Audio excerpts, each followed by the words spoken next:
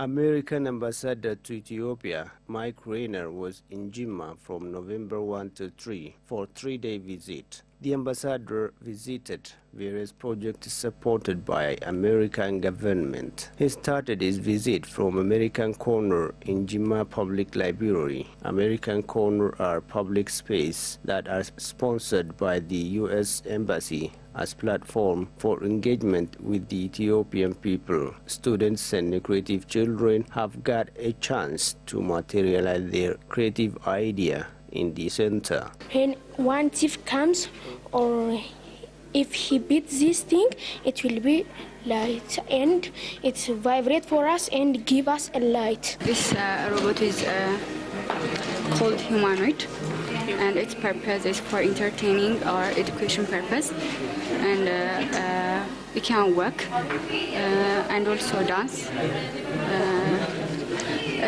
It also can connect by Bluetooth with your phone. The ambassador said the objective of this space is to give a chance to the youth to realize their dream. The ambassador has made policy speech to the students of Jimma University on the role of the youth in charting future of the country. What kind of country do you want Ethiopia to be?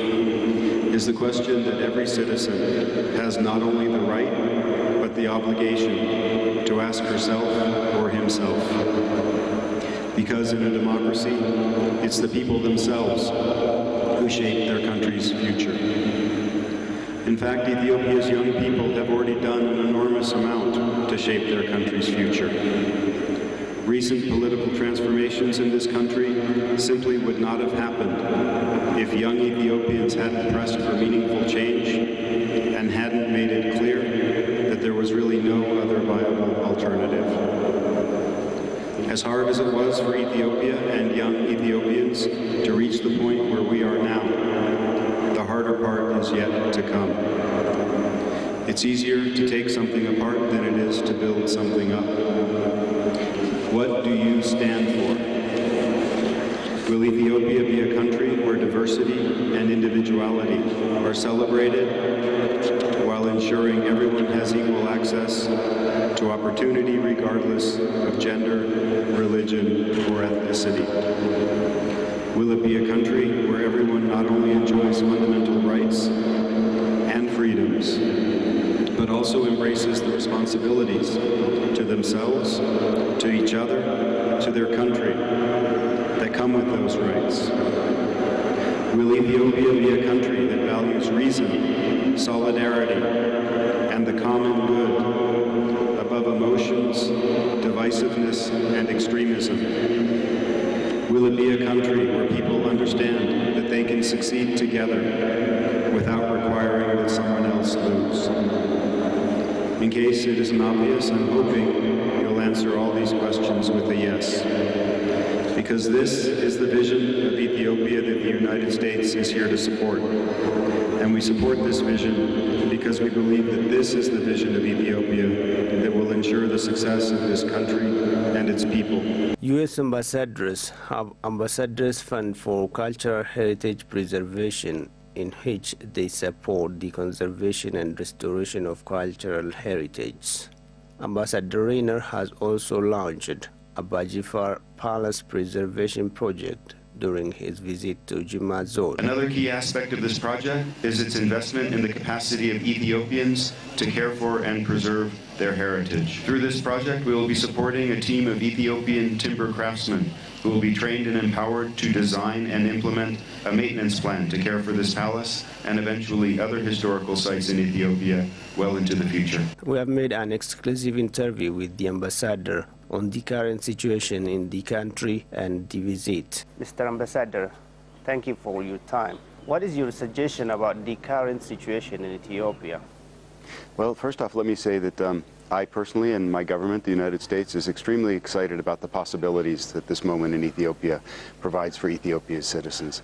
Dr. Abiy's reforms in just 6 short months have done an amazing amount to really reinvent this country and to redefine the opportunities Ethiopians have to participate in their own political and economic future. So it's a moment that we're very excited by. You are on 3-day visit in Jimma. What is the objective of this visit? We have, boy, it's a 3-day visit, but 3 very full days, and we have a number of things we're doing. First, we wanted to meet with local authorities, including the mayor, the president of the university, to understand what's going on in Jimma, what the possibilities are, how Prime Minister Abiy's reforms are playing out on the ground, and where we, the United States, might be able to support this city and the region. Similarly, we're checking on some of the projects we're already doing. We visited our American corner at the library. We also visited the Aba Jiffar Palace, which we are launching in conjunction with Ethiopian authorities, a major restoration project for. That's just some of the things we're doing here, but really it's more broadly to connect to Jimma, to the people of Jimma, and to make sure that we're being as supportive of the people in this area as possible in this really wonderful new moment for Ethiopia. Okay, you have made a policy speech in Jimma University to the youth. Why you select the youth to make that speech? No, it's a really good question, and you know, part of it is coincidence. We felt it was time to say something, and we already had all these other plans to visit Jimma, so the university president graciously hosted us for that opportunity. But really, I think it's because we feel that we want to say certain things and hear certain things from young people in Ethiopia. I think, as I said, this is an enormous moment of opportunity and possibility for Ethiopia. But honestly, we're concerned that some Ethiopians, perhaps young Ethiopians in particular, aren't valuing the moment for what it truly is. I think a lot of young Ethiopians are asking themselves, did we gain or did we lose power by what Dr. Abiy has done and by his assumption of the prime ministership? I think that's the wrong question. I think what people should appreciate is that all Ethiopians have gained political opportunity, have gained political space, have been given the chance to participate in true democracy and government led by people and by their priorities.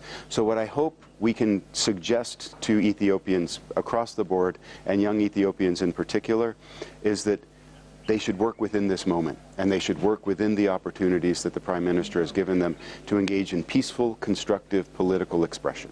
When we compared you with other American ambassadors to Ethiopia, you are more active. You engage in many activities and you comment when something is happening. What is the motive behind that? Well, I think what we always felt that we had a very important partnership with Ethiopia. We always felt that that partnership would be strengthened if Ethiopians had the fullest opportunity to participate in their governance and to exercise their rights under the Constitution.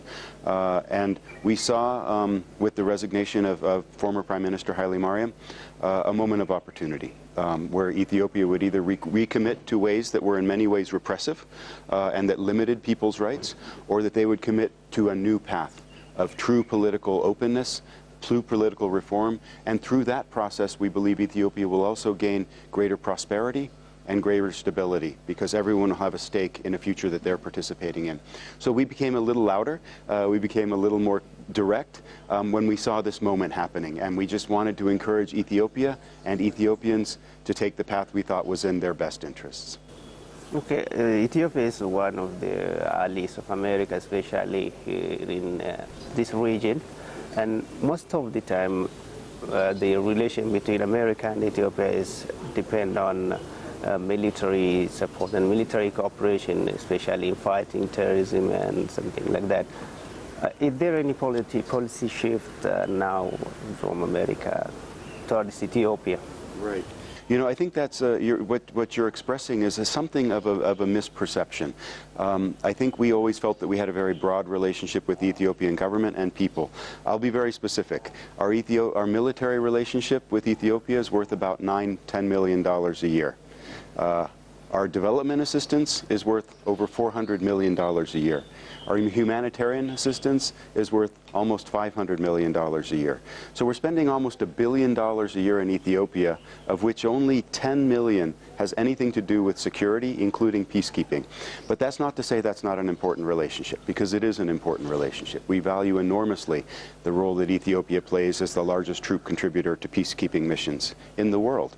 We value enormously their engagement in stabilizing and bringing peace and harmony to this region, not just through peacekeeping, but through their political engagement as well. And of course, the extraordinary resolution of the war with Eritrea is only one, but certainly an amazing example of that. So what Ethiopia does on the security side is very important to us, but it has always been part of a much broader partnership where we spend many more times on health, specifically for women and young children, many more times the money on education, particularly primary education, in almost every part of this country. And that's just some of what we do. So that's because we are always investing in the people of Ethiopia. And that's really where we think the strength of our partnership comes from. If Ethiopia is going to be a strong country, then its people need to be strong, and they need to be healthy, and they need to be educated, and they need to be able to create economic opportunity for themselves. That will make Ethiopia the sort of prosperous, stable, democratic, inclusive country that's a very strong partner to the United States. Okay, when you make speech to the youth, you've said that the future of Ethiopia is decided by Ethiopians. Is decided by Ethiopians. So, do you think that Ethiopians are properly managing toward that? Toward this day, Ethiopia, prosperous Ethiopia and developed Ethiopia? I do. I have to tell you, I'm very optimistic and very hopeful for the future of this country. There are going to be challenges, of course. To be fair, Ethiopia is new to democracy. And I think it's only fair that the people and the institutions of Ethiopia will need a little bit of time to figure out how to take the best advantage of the new space they've been created. And I mean, we need to amend the civil society law so that civil society organizations can become strong again. We need to support Ethiopia in its efforts to make media more free and more responsive to the needs of the people, to be well informed about what's going on in their country. We need to strengthen our cooperation with Ethiopia on some of the institutions that manage democracy, electoral processes, again, civil society, law and order, because this is one of the interesting balances that I think we're seeing play out right now is the government of Prime Minister Abiy, as well as the regional governments, including the government of President Lema, making a very thoughtful effort to allow political expression while also maintaining law and order and keeping the citizens of Ethiopia safe.